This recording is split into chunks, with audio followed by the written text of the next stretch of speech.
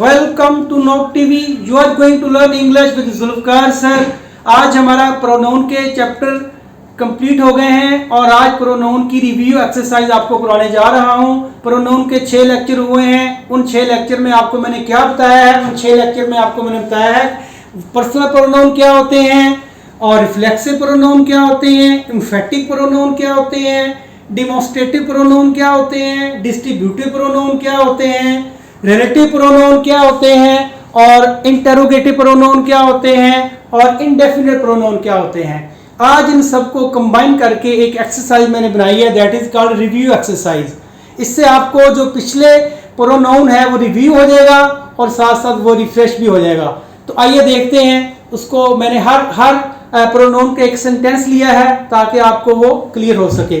देखिए पहला सेंटेंस कैसे है, आई शैल हेल्प यू। इसमें देखें आप प्रोनाउन कौन से हैं आपने ये रिकॉग्नाइज करने हैं। What are pronoun in this sentence. एक ये प्रोनाउन है, एक ये प्रोनाउन है। अब आप बताएं, आपने पढ़ा है 6 लेक्चर हुए हैं हमारे, ये कौन सा प्रोनाउन है?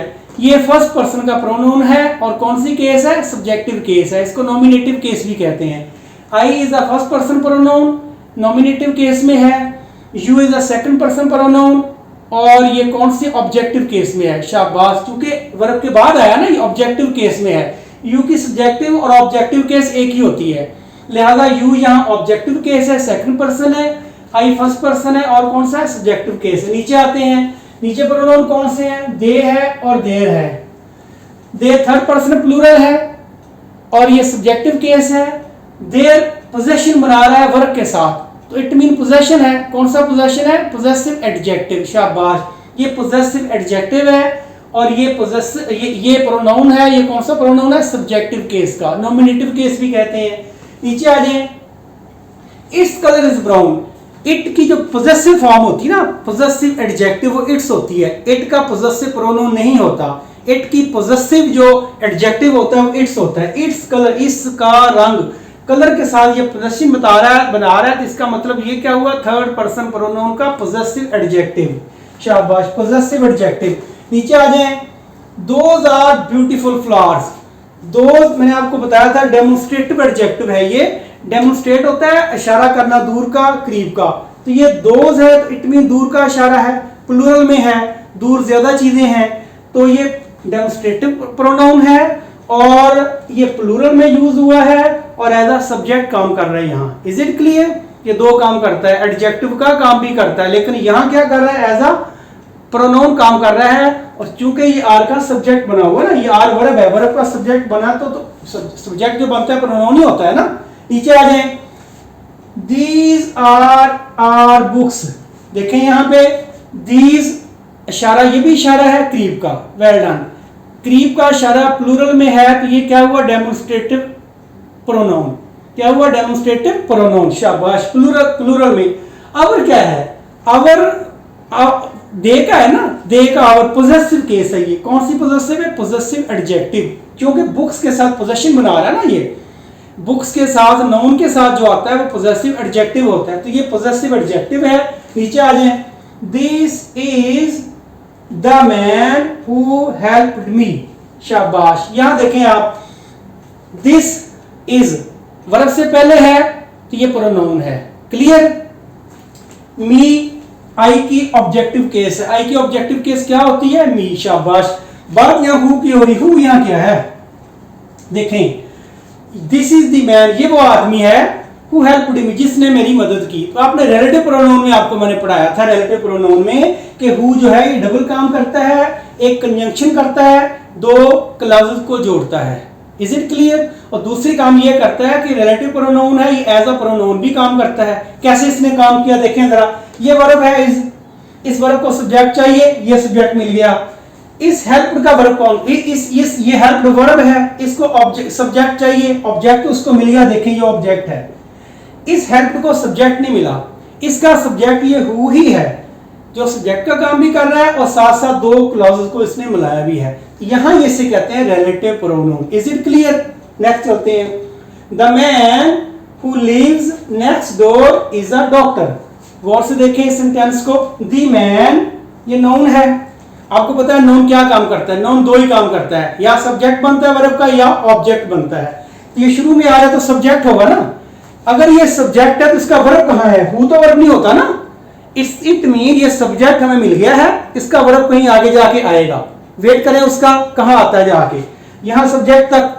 आगे देखें, who lives next door is a doctor. Is it clear?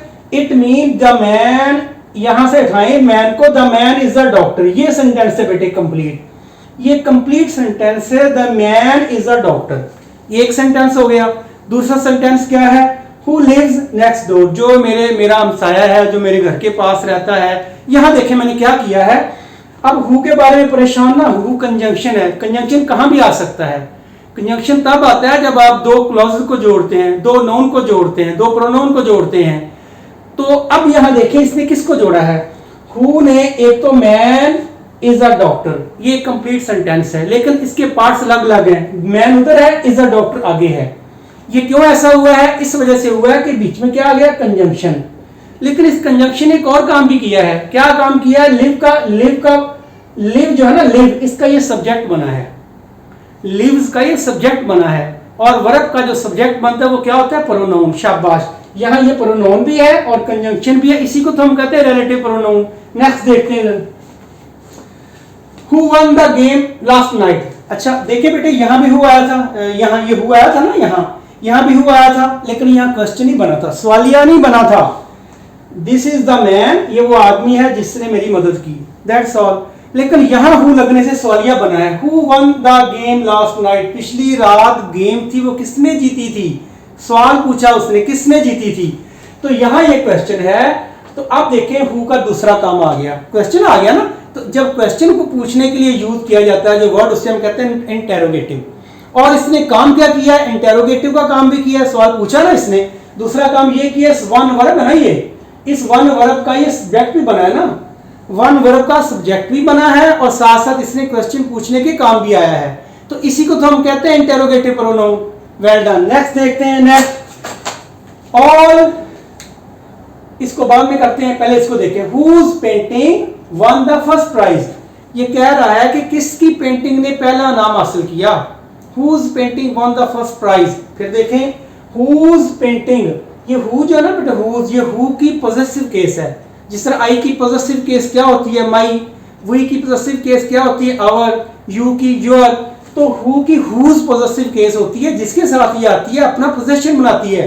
तो ये पेंटिंग के साथ इसने अपना पोजेशन बनाया है। किसकी पेंटिंग ने जीता पहला नाम? देखिए ये वर्ब है, वर्ब से पहले आ रहा है क्या है? ये प्रोनाउन का काम कर रहा है। शाबाश, इसी को तो हम कहते हैं इंटेरोगेटिव प्रोनाउन। डबल काम कर रहा है, इंटेरोगेटिव सवालिया भी बना दिया इसने सेंटेंस को, और साथ साथ ऑब्जेक्ट और सब्जेक्ट का काम भी कर दिया इसने। नेक्स्ट दें, which of the cause is your. बहुत सारी गायें खड़ी हैं, एक जिम्मेदार वहां गया है, गायें, ठीक है ना, हर्ड ऑफ कैटल है वहां। उस हर्ड ऑफ कैटल में वो उसका दोस्त पूछता है तुम्हारी गाय इनमें से कौन सी है? तो इस तरह पूछेगा, विच ऑफ द कॉज, इन गायों में से कौन सी योर्स तुम्हारी है। Is it clear? बात होगी। विच ने बेटे दो काम किए। क्या काम किया? तो सवाल पूछा है कौन सी गाय तुम्हारी है, दूसरा इसका सब्जेक्ट बना है कॉज का। फिर देखिए इसका कॉज, ये विच ही सब्जेक्ट है, ये कॉज सब्जेक्ट नहीं है। अगर कॉज सब्जेक्ट होता है यहां आर आता, गायें ज्यादा हो तो आर आना चाहिए ना, लेकिन ये कौ की बात हो ही नहीं रही। गांव में से उसकी एक है, सिंगल है उसकी कौन सी है? तो इसी चीज को तो हम कहते हैं ये इंटेरोगेटिव, कि ये यहां काम क्या कर रहा है? इंटेरोगेटिव का, लेकिन साथ साथ इसने काम एक और किया है, इसके साथ पोजेशन बनाया। इसके साथ इस वर्ब है ना, इस वर्ब है, इस वर्ब का ये सब्जेक्ट बनेगा। सब्जेक्ट बनेगा तो प्रोनाउन होगा या नाउन होगा। तो नाउन तो हो नहीं सकता ये, क्योंकि noun is the name of a person, place, thing. ना ये पर्सन है, ना ये प्लेस है, ना ये थिंग है, तो क्या है ये प्रोनाउन है। तो इसका लिंक इसके साथ है, विच इज योर्स। अब योर्स क्यों लगाया मैंने?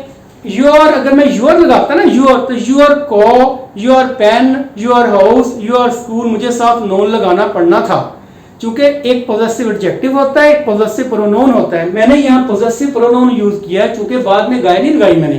तो योर्स के अंदर ही गाय छुपी हुई है। योर्स का मतलब है योर को। तो ये बेटे कुछ रिव्यू था जो आपने पढ़ा था पिछले 6 लेक्चर में। अब आई एम श्योर इंशाल्लाह आपको ये जो है ना वो रिव्यू हो गया होगा, याद हो गया होगा प्रोनाउन। हमारा नेक्स्ट चैप्टर जो वो वर्ब पे होगा, वर्ब शुरू करेंगे, वर्ब के भी 8-10 चैप्टर चलेंगे क्योंकि काफ़ी लेंथी वर्ब है। Thank you very much.